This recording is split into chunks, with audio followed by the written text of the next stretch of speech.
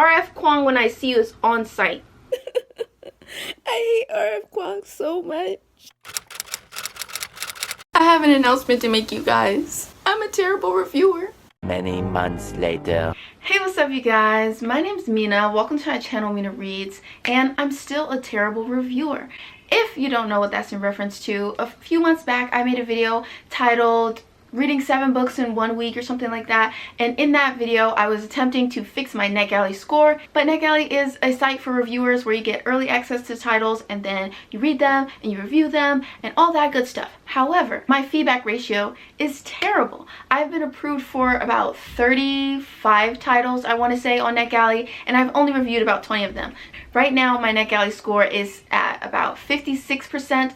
If you watch that first video, you will know that I ended that video with about 59% as my score. However, I was approved for a few titles in between the summer and now. Score's a little bit different, but I'm still back on my bullshit attempting to fix my NetGalley score. My goal is to read 5 books, and hopefully that will get my score up to like 65%, maybe a little bit higher. I don't know. I'm an English major. I can't math. Yeah, I want to read Spoiler Alert by Olivia Dade, Crazy Stupid Bromance by Lisa K. Adams, These Violent Delights by Chloe Gong, How to Catch a Queen by Alyssa Cole. Then I want to read Written in the Stars by Alexandria Bellefleur.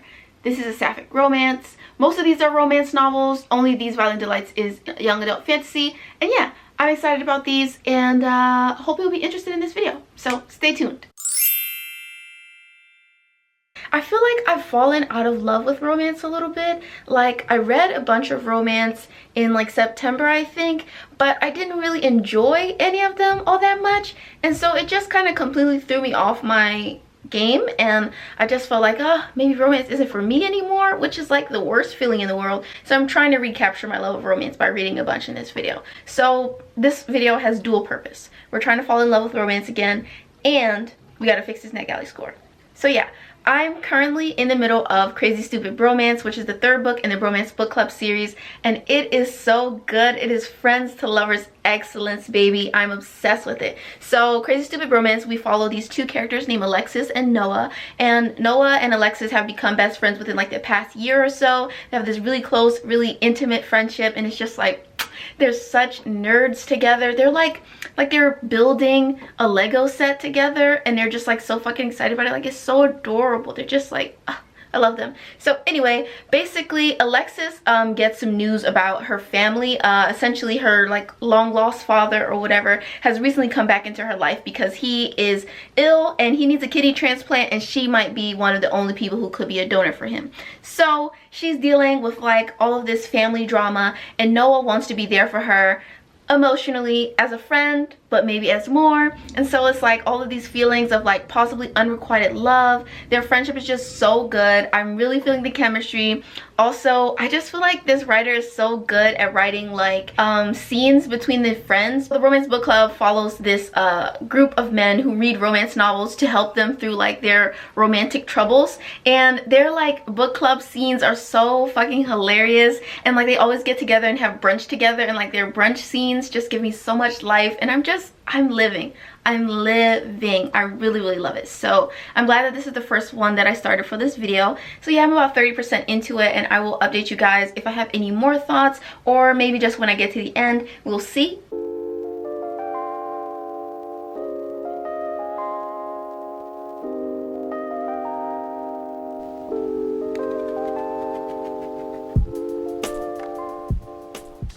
So I finished Crazy Stupid Bromance.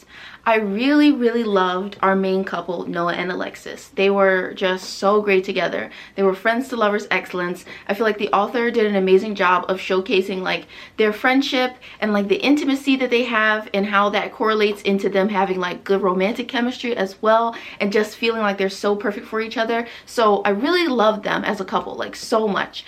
But there is this subplot, as I mentioned previously. Basically, there's construction happening next door, and I'm sure you can hear it.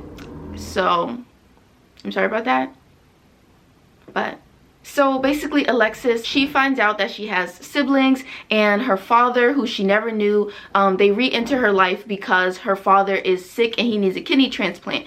And so they're kind of requesting that she maybe see if she could be a possible match for organ donation for him. So this subplot of the organ donation, I kind of just didn't like it. Like, I mean, I didn't hate it, I didn't think it was terrible, but I do think that it took away some time that could have been devoted to Noah and Alexis, because they have such a good relationship. I was so invested in them, so interested in them, but I just feel like they could have had more scenes together, you know, more sweet domestic scenes, more stuff that was moving forward their personal relationship, if we didn't have the whole organ donation subplot and the story just focused solely on them as a couple. I really wish that it had done that. And I also have this other gripe with maybe the series in general. So this series is kind of like markets itself as being like uber feminist and whatever, but I feel like the Bromance book club and the kind of feminism that they, you know, discuss, it feels very like 2013 Tumblr text post. Like, there's no real nuance to the feminism that gets discussed, but I still love them as characters, and I think it's so funny how seriously they take the book club, and like, it's really adorable, but like, they need to like read some Audre Lorde or something. Like, they need to do a little bit something extra. Like, they can't just be getting all of their feminist ideology from like 2013 Tumblr, because there's so much more to it, baby. But it was fun. I think Noah and Alexis are so good. I think that the Bromance book club, the characters, Noah and like his friends, they're just fucking hilarious. And I mean, it was good, but like I said, I'm not a huge fan of the way that the subplot was worked in, because I feel like it just stole some much needed time from our main protagonists. But, you know, it was still good. I think the next book that I'm going to be reading is, spoiler alert, by Olivia Dade. Okay, so I'm gonna give y'all a serious update later, but this is excellence, mama. This is fucking immaculate. Like, the vibes are stunning. I'm just, ooh, child. Anyways, let me go finish this damn book. I might read this in one day. Like, the power that this book has, the energy that it exudes, the characters. Let me go finish this book. Talented, brilliant, incredible, amazing, show-stopping, spectacular. I started and finished, spoiler alert, today. I meant to, you know, provide mid-reading updates, and I didn't, because it was just so compulsively readable. It was so good. It was amazing. So yeah, let's talk about it. So spoiler alert by Olivia Dade is about these two characters, Marcus and April. Marcus is a actor on a TV show, sort of like Game of Thrones. His character's name is Aeneas. It's based on the Aeneid by Virgil, you know, that classical text. But basically, he is playing Aeneas on this big blockbuster TV show, sort of like Game of Thrones, and this whole book is kind of like a satire on the internet's opinions based on the last season of Game of Thrones. So he is very disappointed with the most recent season of the show that he's on. It's called Gods of the Gates. He really hates his show, so to get his frustrations out, he actually writes fan fiction to like rewrite all of the script elements that he really doesn't like. And in writing this fanfiction, he becomes part of this fanfiction community for the like most popular couple in the fandom called Aeneas and Lavinia, I think. Those are the two characters that everyone in the fandom really ships. And so he's a fanfic writer for that ship, and he meets this girl, April, in the fanfic community, and they kind of become best friends, and they like beta read each other's fanfics and stuff like that. And eventually one day, April posts this cosplay of her dressed up like the character Lavinia, and she gets a lot of hate online because she is a plus size woman, and you know, the internet is just full of terrible people, so she gets a lot of hate. And Marcus, as the actor in the show, he decides to ask her on a date to kind of spite the online critics, and from this date they kind of like develop this connection without knowing that they're already friends on like this fan fiction Discord server or whatever. So it is a bit cheesy. I think if you're not someone who's like into fandom, you might not be like 100% a fan of that element of it, but I think that this was so good. Like, I think it really discussed fandom and fan fiction in a way that didn't feel like super cringy to me. Sometimes fanfic books, like fandom type books, can be really cringy, and I didn't think this was really cringy. Like, was it realistic? No, absolutely not. But it was just so fun, and I think that this author did an amazing job of making it be really fun.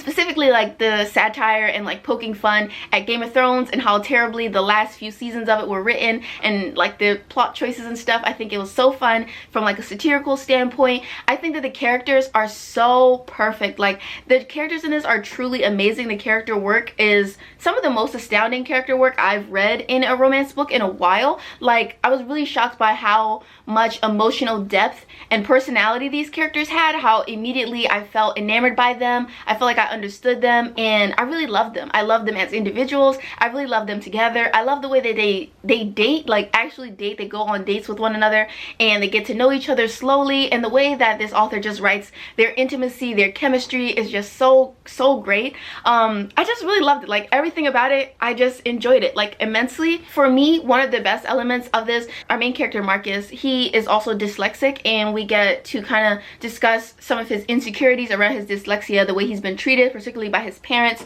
And I think that like the complicated familial relationships that Marcus has with his parents and that April has with her parents was also really interesting. I felt like it added a lot of emotional depth to the story without kind of like overpowering the story or making it too angsty, which I actually think kind of makes this book stand out a lot from the other book that I read, Crazy Stupid Bromance subplot. That was like the family subplot in Crazy Stupid Bromance was like overpoweringly sad and like angsty, and I just didn't like it. But I felt like in this, it provided an amazing depth for the characters, depth for their relationship, depth for kind of like their mental state, and helping you understand them as people. But it never overtook how sweet their relationship was. It never took time away from like the relationship building between them, and I just think that it was so good. And I really definitely think that it was a fun portrayal of fandom.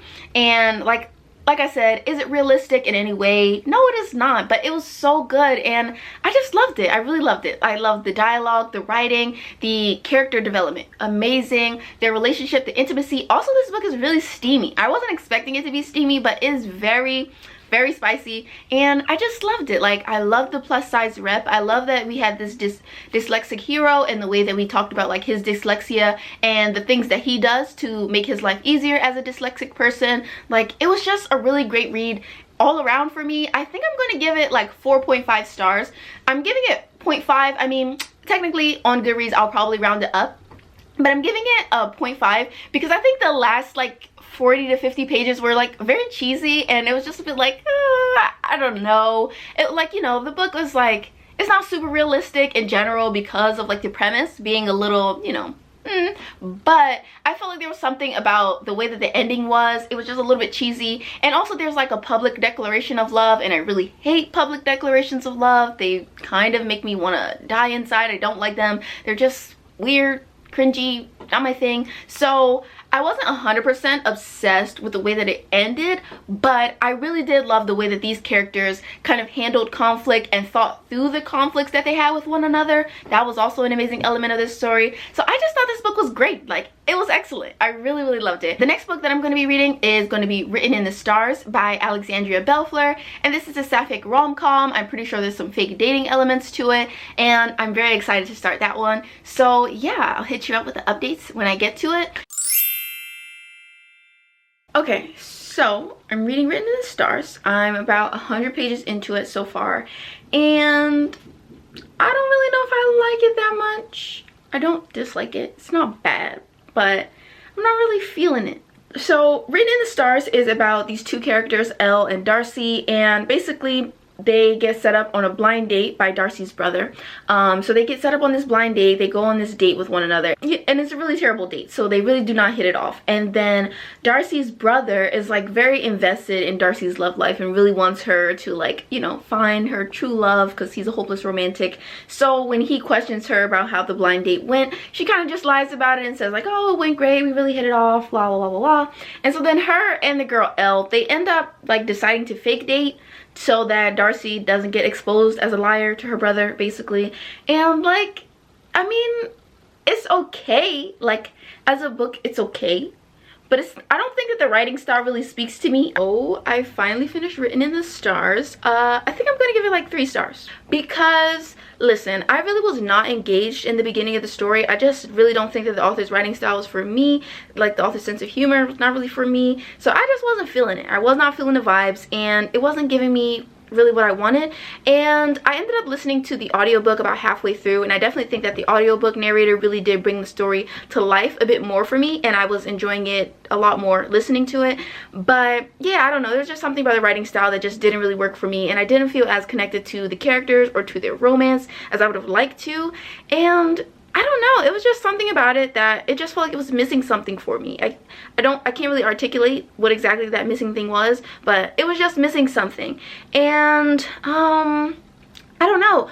Also, there's like an egregious amount of Harry Potter references in it. Like, just so many Harry Potter references. Like, are there any other pop cultural things that characters can talk about that don't involve Harry Potter? I would love to know, because I feel like Harry Potter is definitely like a crutch that authors use in their books to like develop their characters and develop their characters' interests with like the cultural shorthand of mentioning Harry Potter. But like, there has to be something else. There has to be some other options. I mean, anything else. I'm so tired of hearing about the Sorting Hat quiz. Like, I'm over it, baby. I can't do it no more. So it was just so many Harry Potter references in this, for what?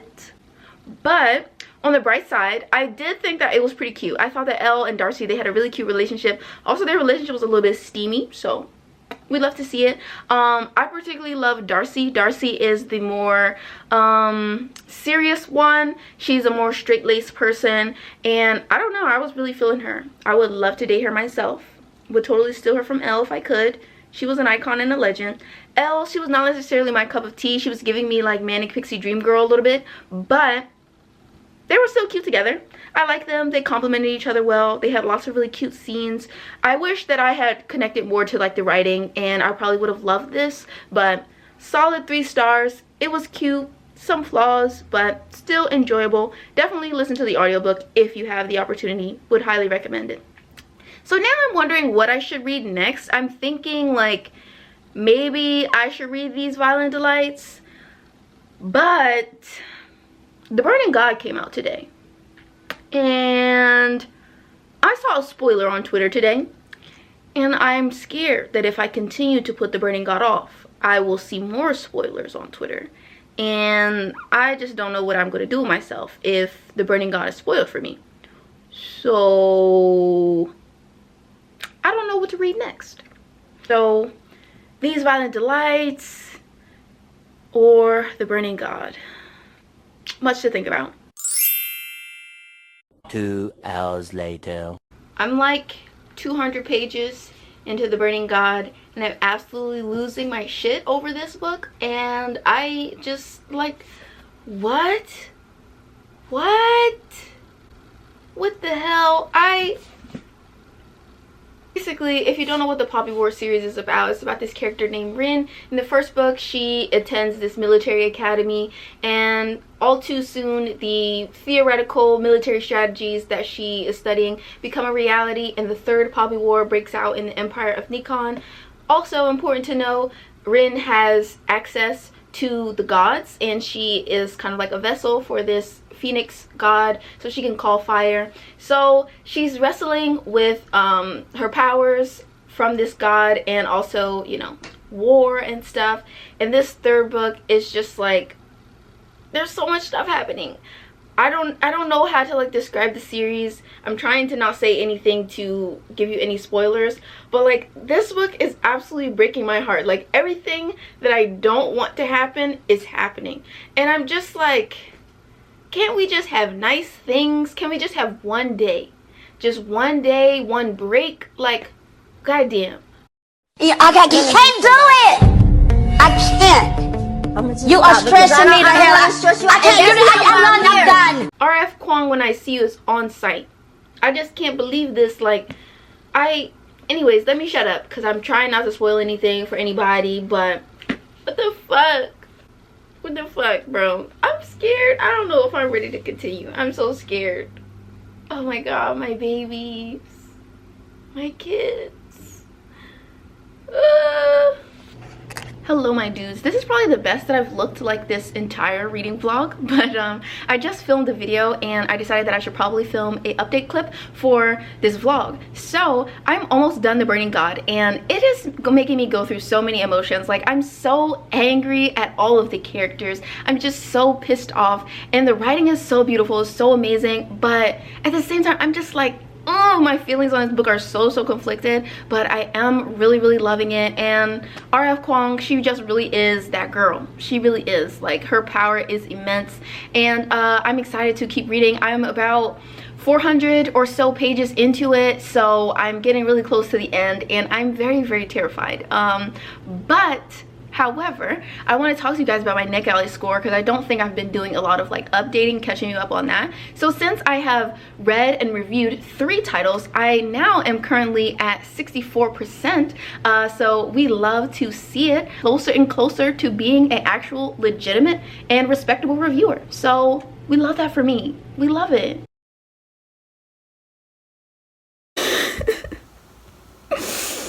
No.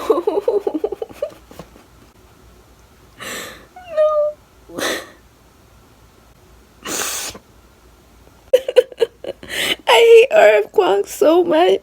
I'm suing her. I don't give a fuck. Somebody needs to pay for these emotional damages. What?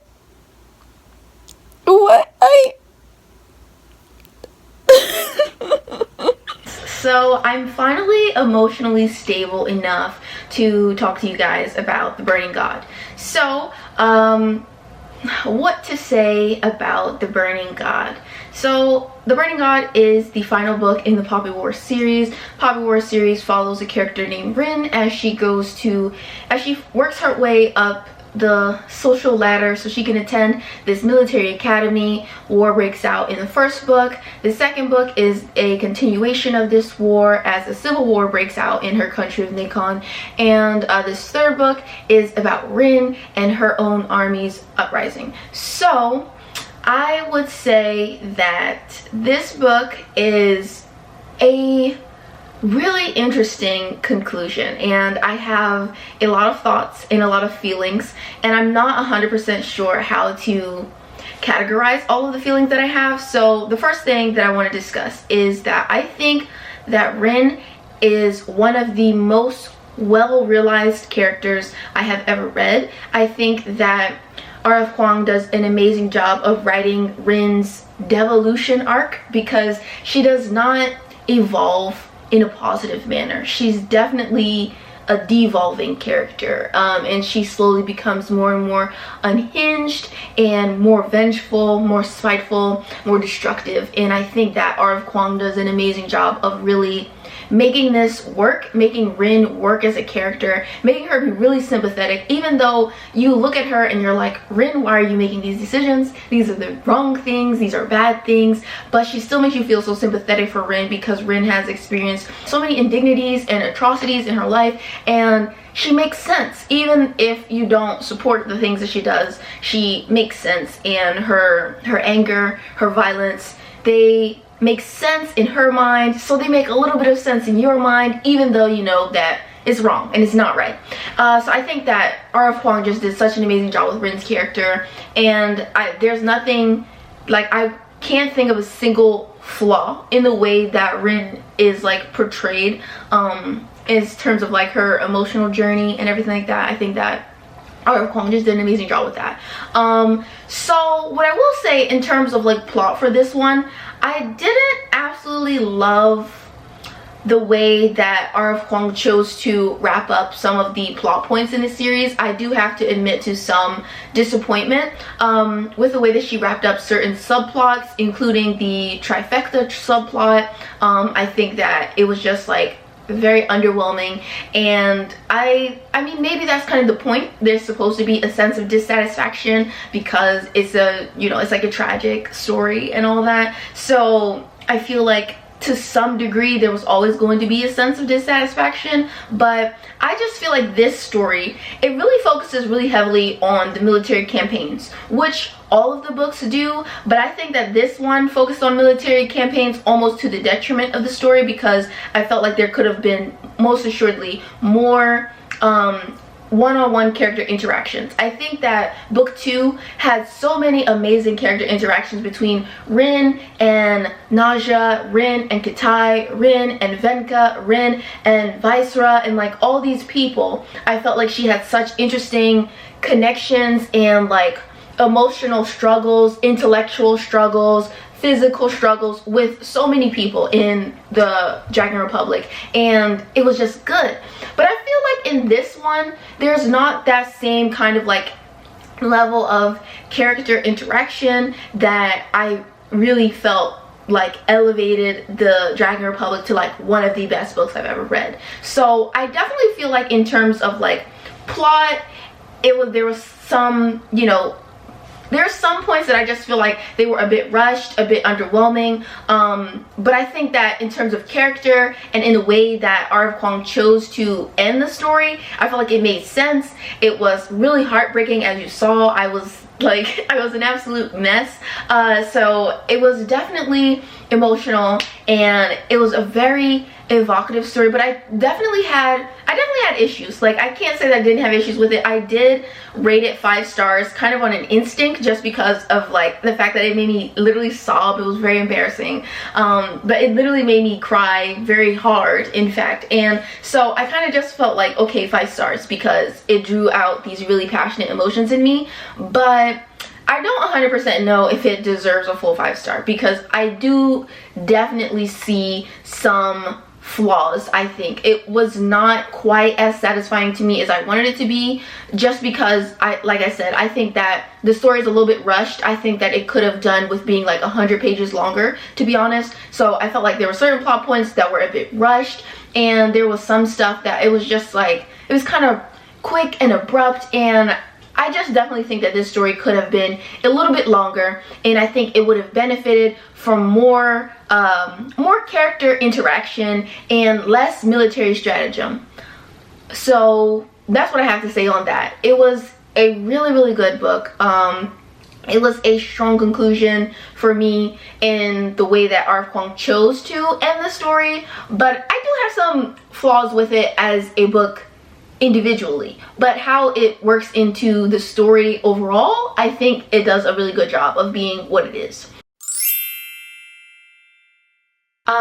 Yeah, so now that I finished The Burning God, I'm actually currently reading Empire of Gold by S.A. Chakraborty, and wow, what a moment. It is so good, it's so engaging, and I'm just loving it so much. Like, it continues with all of the strengths of the story. So the Daevabad trilogy is about this character named Nahri. She is a con woman in Cairo. She ends up summoning an ancient gem spirit by accident, and he ends up whisking her away to this magical city called Daevabad. And in Daevabad, there's a lot of political turmoil and warring between these various tribes of Jinn, and it's a story kind of about like prejudice and politics and all that kind of stuff. Just like the characters are just so good, the story is so fun. The world building continues to impress me, and I'm really loving all of the character development that I'm seeing from Nahri, and her strength and the way that she's growing as a person, the way that she's becoming like a much more shrewd negotiator, and like all this other stuff. She's just like an icon, truly the baddest bitch in the room at all times.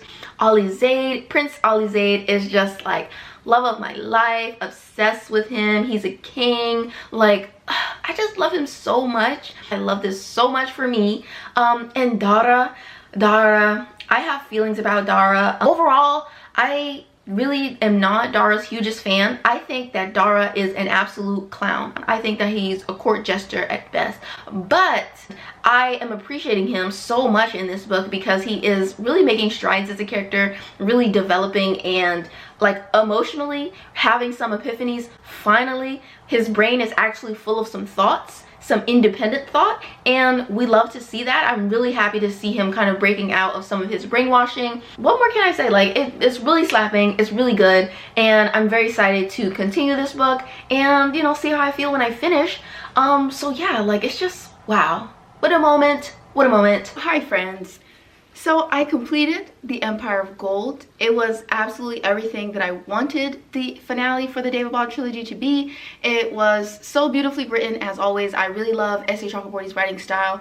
For me, her imagery is just very evocative, and I really love it, and I feel I just feel like the sense of place and like the magical elements, like the whimsy of the way that she has written the David Ball trilogy is one of my favorite elements of the story. So I just really love her writing style. This book was so engaging the whole time, and I was just obsessed, completely obsessed. And it was like a 800-page book. I read it in 2 days, which is like completely unheard of for me. It was just absolutely a magical experience. I loved everything about it. I love the characters. I love their character arcs, where they ended up. I love the way that she expanded the world, and she introduced us to some more of like the lore of the world and like the mythology of the different creatures that she introduced. I was a huge fan, really loved it, and I just thought that it was a really great conclusion to a really wonderful fantasy series in my opinion. So yeah, I'm really happy that I finally forced myself to read it. I was so scared to read it. I was really intimidated by it because I heard a lot of mixed reviews going into it, so I'm really happy that I enjoyed it immensely. And yeah, it was just great. Like, I don't know what else to say about it without potentially spoiling other elements of the plot, and this is the 3rd book in a series, so I don't want to like talk too much, but I really loved it, and I particularly like the characters. I just think that the characters are so good, and like I mentioned before, like that I think Dara is a clown. Like, I do think that Dara is a clown, but he's such a well-written clown. Like, he's a really well-written character, even if I don't absolutely love him. And I think that that's my favorite part about S.J. Chakraborty's writing, is that she can really make all of her characters really interesting people and really well-rounded, well-written characters. Even if you don't always agree with the things that they're doing or why they're doing it, and you don't like them, it still can be interesting to read about them and like their thought process and all that kind of stuff. So yeah, I was just a huge fan of this conclusion. I think it was really great, and honestly, reading the conclusion just made me want to reread the whole series again, which is always wonderful. That's exactly how I want to feel when I read the conclusion of a series, so I'm very pleased with that, and it was just really great.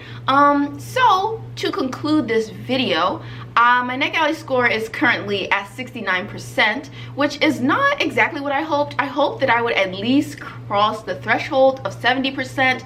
I also really wanted to read How to Catch a Queen and These Violent Delights, but I got distracted by reading The Burning God and Empire of Gold. And luckily, I happened to have arcs for them, so reading them and reviewing them, it did help my NetGalley score, so like, we love that for me. But yeah, so I failed on my initial TBR. Are you not ashamed of yourself? This is really embarrassing. But I still made a lot of progress. I still read 5 arcs in this video, so here we are. Also, before I let you go, I want to mention that I don't love the way I came across in the clips about Written in the Stars. I don't know if I was like articulating myself well about Written in the Stars. So Written in the Stars, I think it's a really cute story. I really liked it in general. I think that for me, the writing style was really hard, and I wasn't a fan of it reading it physically. The jokes just weren't landing for me, and I just kind of couldn't figure out like the cadence and the tone of some of the dialogue and stuff like that. But when I started listening to it, I had a way different experience, and I really liked it a lot, and I would definitely recommend it. I think it's a really cute sapphic romance. So I don't know if that came across well in my initial clips about it. But yeah, I really loved reading all these books. I feel so accomplished. I feel much better about myself now that I did put some more effort into reading my arcs, and I think after this video I'm going to continue reading more of my arcs, but I'm just not going to record them for this video because I actually need to like go and do college student things. I have like 5 papers to write because it's final season. So yeah, that's why I'm finishing the video a little bit early, or else I would have kept reading and actually completed my initial TBR, but you know, things happen, so here we are. Yeah, I think I'm just gonna end the video on that note, and I want to say thank you guys so much for watching this video. If you made it all the way to the end of this video, please leave me a green heart emoji. I would really appreciate it. Please leave me a green heart emoji. I really need that engagement. The algorithm sucks. Thank you guys so much for watching. I will see you all in my next video. Bye, you guys.